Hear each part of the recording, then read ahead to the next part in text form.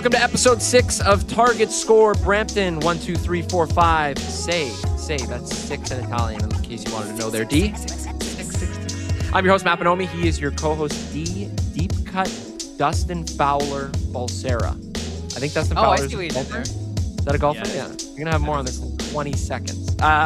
Follow Target Score Pod on Instagram, Target Score Podcast on YouTube. New episodes every Wednesday. Constant content on the Instagram. You can also check out Target Score Winnipeg with Joey Slattery and Taylor Not Teddy Allen, and Target Score Vancouver with Chris Wiggins and Andrew Savory. We got a lot to get to today. Plenty of action across the Canadian Elite Basketball League, specifically in the Flower City. But first, on the greens, on the fairway, D, what were you up to this weekend, Mr. Digital Host? I was at the RBC Canadian Open as the digital host. All the content on your phone, whether it's on Facebook, Instagram, wherever you get your content. My third time doing it, and a lot of fun. Matt, the only thing that wasn't fun is, the weather was a bit schizophrenic this week. Like the beginning of the week, it was super humid. Like I would do my hair. By the time, we got to the afternoon, my hair turned super, super curly. For those that know me, I have very, very curly hair, and it takes a lot of work to get it to look the way it is right now. And then so like the first couple of days were humid, and then Saturday was the perfect golf day, and like the crowds were certainly there, and showing up in masses. And there's a lot going on right now. Jays and Yankees were going on this weekend, and the World Cup. So it was great to see how many people came and turned out for the golf. But then Sunday was just absolutely disgusting. It was raining so much so that they had to push the tee times to 10:45. And I think, normally it'd be around 8 o'clock, right? 7:30, 8:30 around that time. So they pushed that. And then the groups are usually in pairs, but they had to add another one. So it was groups of 3. So to speed things up. So unfortunately it was a crappy weather day, but Bud Colley, I think it was his first major win, and then first time obviously winning the RBC Open. And I didn't know this, but he had gotten in a car crash at some point, and so there was some recovery, and it was a journey to get back into the game of golf. So it was just great to see him and his family celebrate at the end there on Sunday. Crazy cool story for him. Feel the rain on your skin. I'm gonna get that out of the way. Literally. Yes, I do. For the last 30 seconds when you were talking there. You always do these really cool interviews and interactive pieces with celebrities, people at the course. Who did you meet this week? You had Joey Bats last year, my pal. Yes. Who did you have this time around? Yeah, the bar was set last year with Joey Bats. I got a teammate of his, Russell Martin, catcher for the Blue Jays. Great guy. Shout out to them. Him and Donaldson have started their own podcast. I'm blanking on the name of the podcast right now. But yeah, check that out. Great for the baseball season as well. I believe they do that with Lindsey Dunn, somebody that I love as well in this industry. And then, oh no, it's not Lindsey Dunn. Wow, I messed that up too. Might have to cut that one out. Let's cut that out. Okay, Joe, we're gonna cut that out. And 3, 2, 1. They do it with Arash, who is with the CEBL as well. So shout out to Arash. Renly's fire. And then the most fun one I had was Jerry D. That was, you've got, if you're listening, go on IG right now, go on mine or go on the RBC. I did a fun bit with Jerry D. It was, D meets his D. And just like Joe likes to do, he made fun of my height. The fact that I don't play golf. That's all I'll give you. That's just a small tease. But the great thing is we just he's a pro, right? Like we told him that the scope of the idea, and he just took it and ran with it. And what you saw was just in the first take, and all I had to do was just react to what he said, right? So it was a lot of fun. Yeah, adding to your Rolodex of impressive interviews, Jerry D's hilarious. Russell Martin, that's another really cool one. Then Nick Taylor, I think you talked to too, right? You always get to, you're just casually like, Nick Taylor. Yeah, me and Nick on a first name basis now, so it's pretty cool to talk to Nick. Well, it sounded like a lot of fun, and you crushed it as per usual. Again, always fun to find little Instagram nuggets and surprises when you scroll on, and you're always at the top of the feed. So, ton of fun there. I'm sorry that you got stuck with Joey, man. I know that was a bit of a drag for you, and even listening to it was like pulling teeth. But this is why you're one of the best in the industry. I almost wore all black today to mourn the loss of a week of a podcast. We might. Speaking of mourning, I was gonna say, we might want to wear some black this week. Record up here. 7-3, the number right here. taken a couple of hits the last week or so. To recap the last couple of outings for this Brampton team, they dropped a tough one on the road against the Alliance in Montreal, 105-92. That was the first time this season we saw them give up 100 points in a game. Sean East had 28 and 10 helpers. But Javon Freeman Liberty torched them. 34 points, 8 rebounds, 8 assists. And assistant general manager John Ross said to us, too, they don't make excuses, but it just seemed like a game where they didn't really have a ton of energy. And that could have something to do with the travel, the weather, getting to Montreal, kind of hanging around for the day, figuring things out. And it just seemed like the energy level needed to be up here, but it was kind of just down here a little bit. Yeah, the first thing I asked John when I saw him, I'm like, oh my God, it was so cool that you were able to take the train. Like, that's unique.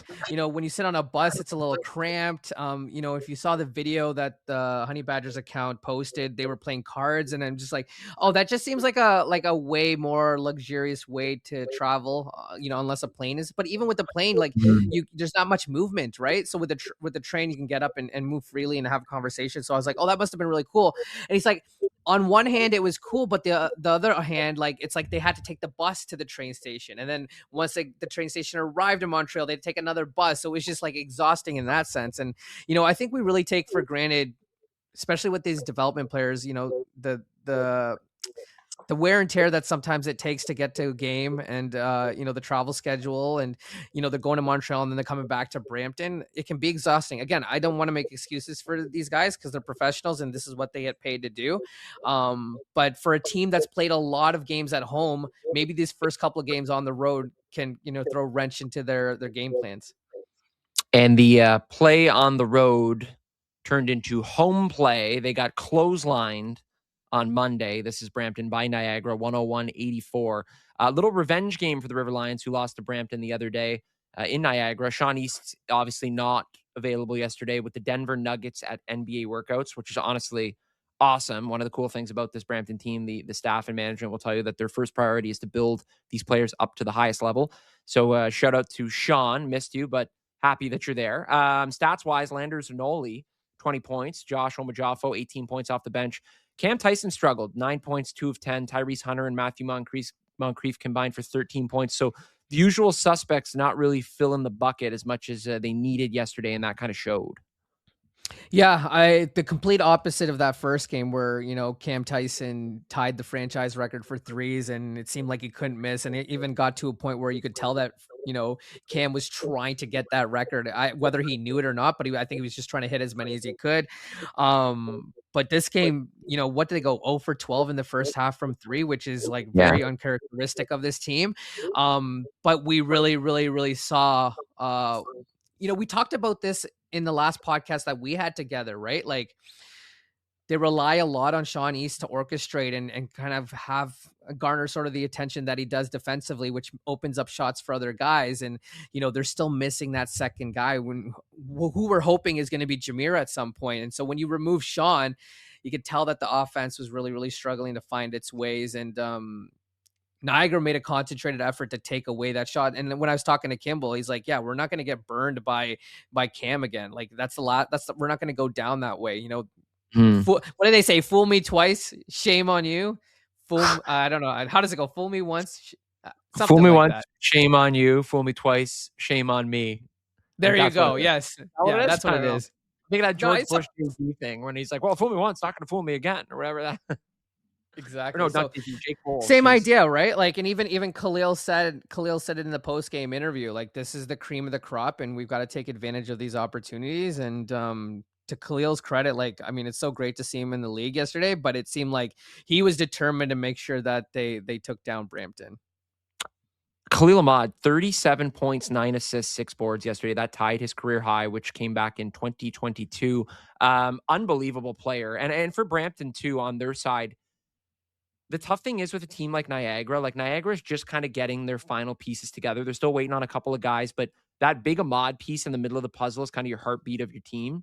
If you take a quarter or a quarter and a half or 2 quarters to try to sort your offense out without Sean East, Niagara's not going to wait around. Like, they're not going to say, well, you know what, take your time, we'll figure it out, then we'll start playing and we'll actually start. Like, they're just going to steamroll you. And I think that's kind of what happened yesterday. Niagara certainly never took their foot off the gas.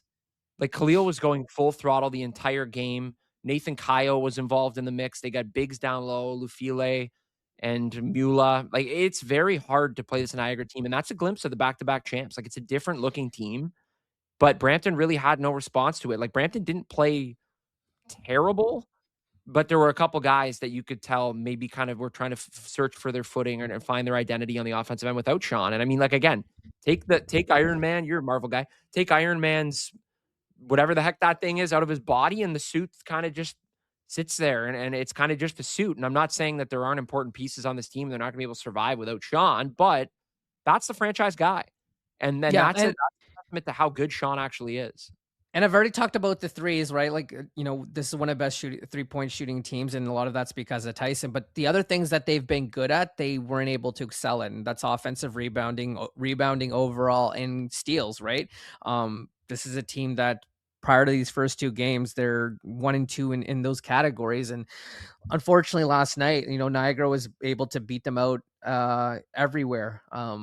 On the box score, and like just looking it over now, like there was nothing really that Brampton did better than them except for go to the free throw line. And I think after the first half, 53% of their points came from the free throw line, which is the complete opposite of what we're used to. Like, normally they don't get to the free throw line because they're able to hit so many of their shots and they're not attacking the paint as much.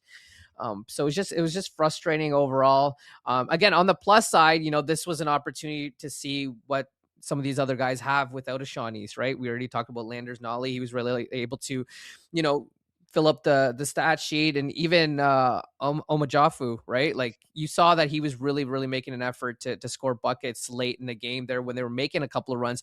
The crazy thing is, like, anytime, and shout out to Kimball for this, anytime Brampton had momentum and we're getting it within within that 10 to 8 point range, like I think the closest they got to 12, and it seemed like they were going to cut it down to single digits, Kimball will call a timeout. And I was there on the sidelines. You wouldn't have known that they were up double digits. Like, Kimball was in their faces and down their throats saying, hey, this is not acceptable. We can't let these guys chip away the same way we did in Target time in our last game. So just great. I think it was just a masterclass in coaching. Like, Kimball just did a really, really good job last night. And he said to Joe and I before the game, he was like, I didn't even want to tell my guys. He was, I was this close to not telling my guys that Sean wasn't playing, because I don't want them to take anything for granted and kind of be like, oh, you know what, their guy's not there, then we're going to take our foot off the gas and kind of relax. But he's intense, Kimball, which is awesome. I mean, he's such a good leader. And as Khalil Ahmad said to you in the post-game interview there, 10 out of 10. He's a 10 out of 10 coach. He's done everything that they could ask of him so far. So, yeah, 2 tough losses there for Brampton. Which I just want to quickly ask you, we got our first look at Taj Green yesterday. I talked to him prior to the game, and I kept saying this guy's got golden retriever energy. I'm really, really excited what he's going to bring. But what did you like of what you saw last night? Yeah, he's kind of like, I think the correct term would be like a stretch player. Like, he can go inside, he can play perimeter. He's involved. Like, his energy was crazy too. Like, he's running up and down the court full speed. Like, he is into it. And I think, like Joe always says, the team that tries harder will always win in the Canadian League Basketball League. And that could be cliche. It's like the smarter student's always going to do better. Well, not always. I mean, but in this case, in this league, I think if you put 100% effort into every single possession, which Brampton has been so good at, obviously, to start the season, team like Scarborough too, like, those guys are going so hard at the wall and they're not going to stop. That's kind of the vibe I got from Taj Green. And I think the tough thing too is, like, it's a tough time for these guys to come in when Sean is away, because it's, again, an identity thing. Like, is Taj coming in with the mindset, like, I got to be the guy now? Because we've heard so much about the expectations and how good of a player he is, obviously. But then it's kind of tough. Like, does Sean come back in a couple of weeks or a week or whatever it may be, and all of a sudden everything shifts and the disequilibrium becomes equilibrium and everything balances? I mean, that's the tough thing. But I think the shades that we saw yesterday, like, it was good. Like, Landers Nolly, Taj Green. And again, Nolly had, what, 20? Taj Green, I think maybe had 11, I want to say, or something like that. He had 4 and 6. So Okay, I'm off 4.6 rebounds. But still, like, involved, right? Like, it's going to take time to massage. Like, you get a knot in your neck, it's not coming out with one press, right? You got to slowly massage it in and figure things out. But that's going to take time too. But Taj Green, I was impressed with. I mean, energy wise, he was everywhere. And to answer your question, I talked to him pregame, and he said to me, like, they've already established a chemistry here. I'm not here to come and disrupt it and do anything more than I Mm. have to. He said, with Serta, whatever's asked of me, if I have to go in and use up all my fouls, like that's what I'm gonna do. I think he really, really understands what it takes to be a champion because he's coming fresh off of one in Bulgaria, and so he's bringing that mindset. And the great thing that he kept saying to me, he's like, I want to finish this year with 2 championships under my belt.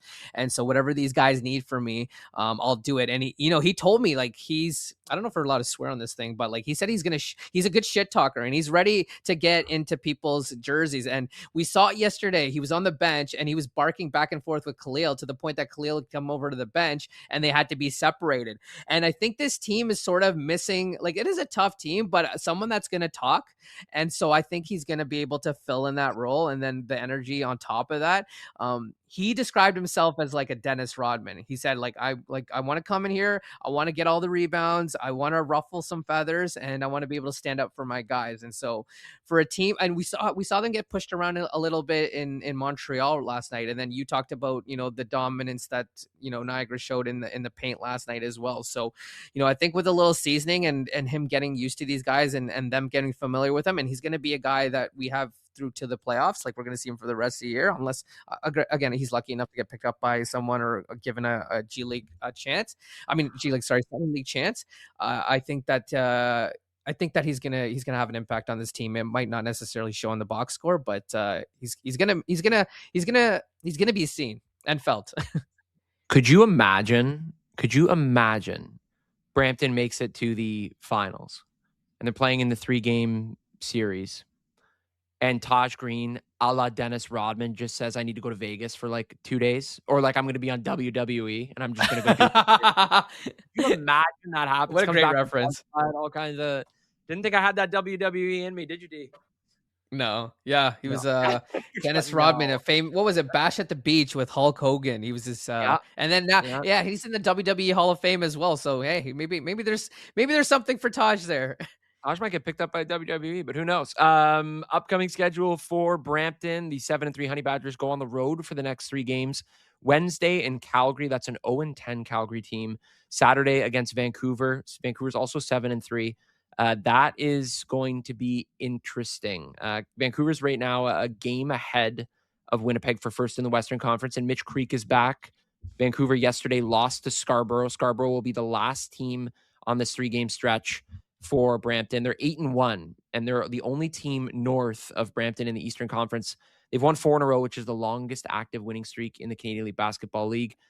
That Scarborough-Vancouver game yesterday was nutty on Monday night. And I think this back-to-back for Brampton, like getting Vancouver and Scarborough, and there's 7 days between these games, or 7 days, it's Saturday to Saturday. But that is going to be an insane test. And that, I think, as we said earlier, we've established it's very hard to win on the road in this league.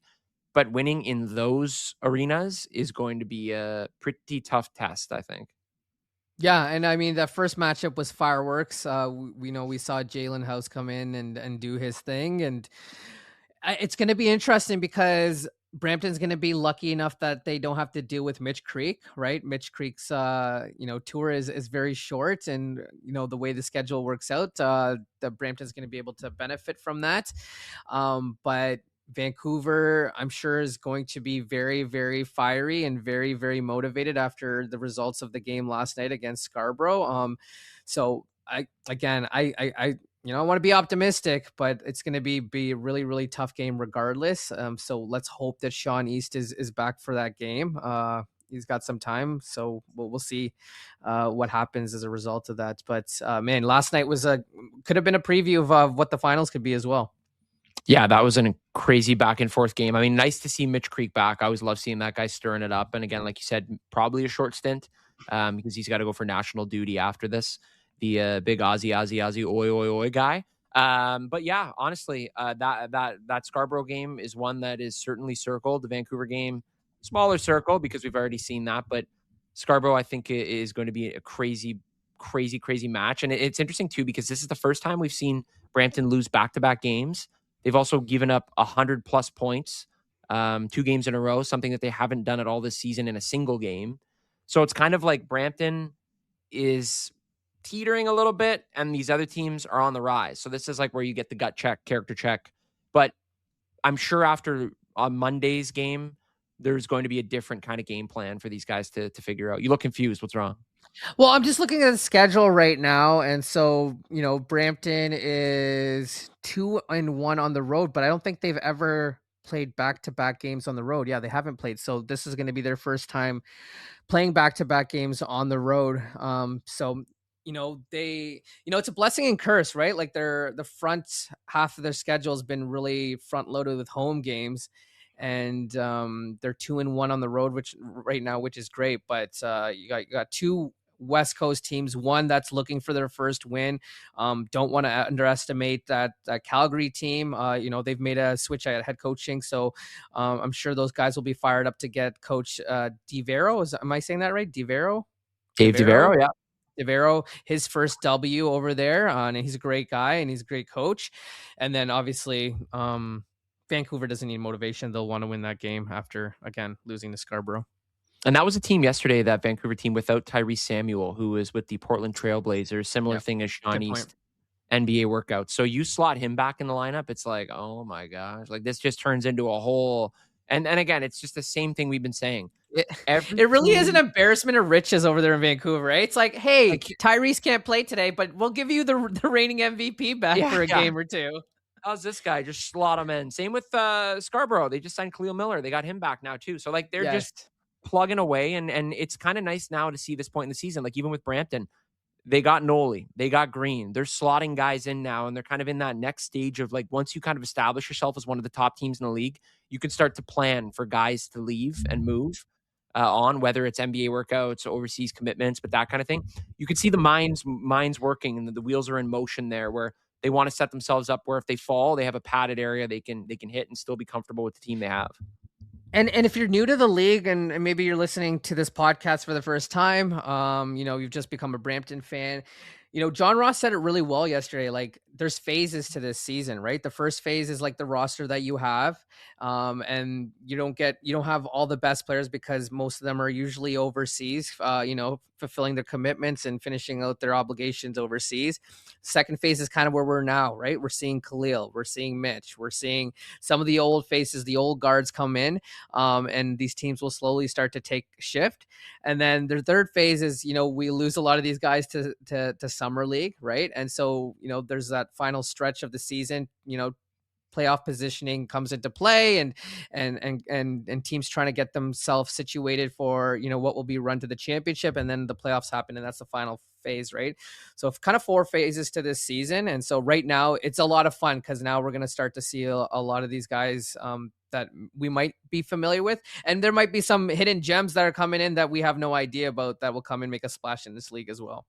I was so excited too because Joe, of course, loves Josh Omajafo, rightly so.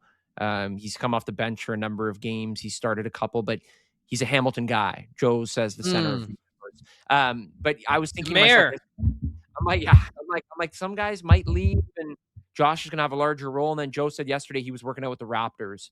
So selfishly, I'm like, I love watching this guy. I'm like, let's not have a potential loss here down the line. But who knows, right? I mean, that's the beauty of it. It's good for those guys. That's the one thing I've learned about this league, man. You probably too, is like you can't get too attached to anyone because if they're good, we're not seeing them again, unfortunately, and obviously for good reason. No. And to recap again, Brampton going on the road. They'll have Calgary, Vancouver, and Scarborough in that order starting on Wednesday, and then stretching to not the upcoming Saturday, but the Saturday after that. That's a wrap on episode 6 of Target Score Brampton and D, the $1 million question. It is time, my friend. This 3-game road trip for Brampton, your prediction record-wise is?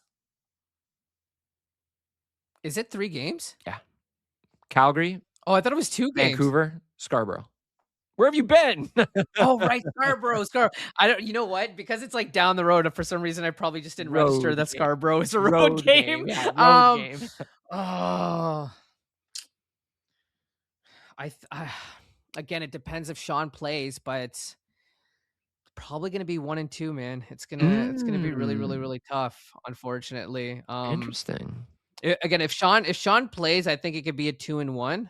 But it just depends on what roster we have for these games. But it might be tough go these 3 game stretch. I'm going to go 2-1 regardless. I think they're going to split between Scarborough and Vancouver, and I think they're going to beat Calgary. I don't know who they're going to beat between Scarborough and Vancouver. I don't know, but it also matters too, right? Like if Tyree Samuel again is not there in Vancouver, if Mitch Creek potentially isn't playing, who knows though? I mean, those teams are tricky. They like to throw the bag every now and then where you just kind of get all the tricks from underneath the hat. But we'll see. I'm going to say 2-1. You're sticking with 1 and 2? I thought when you said the bag, I thought you meant like all these players that they're bringing in. No, I don't handle the financials. Don't look at me. Don't look at me. A quick reminder, you can watch the Honey Badgers on the road Wednesday in Calgary. You can find all the fun stuff, CEBL Plus, CEBL YouTube, CBC Gem on YouTube, or CBC Gem. And, of course, D will be on the next episode of Target Score Brampton. That'll be next Wednesday. And it's every Wednesday with new guests and a new host next week, too. D, what are you going to do? I was going to say, I just put up a LinkedIn post for anyone that wants to join me and be my co-host on the podcast.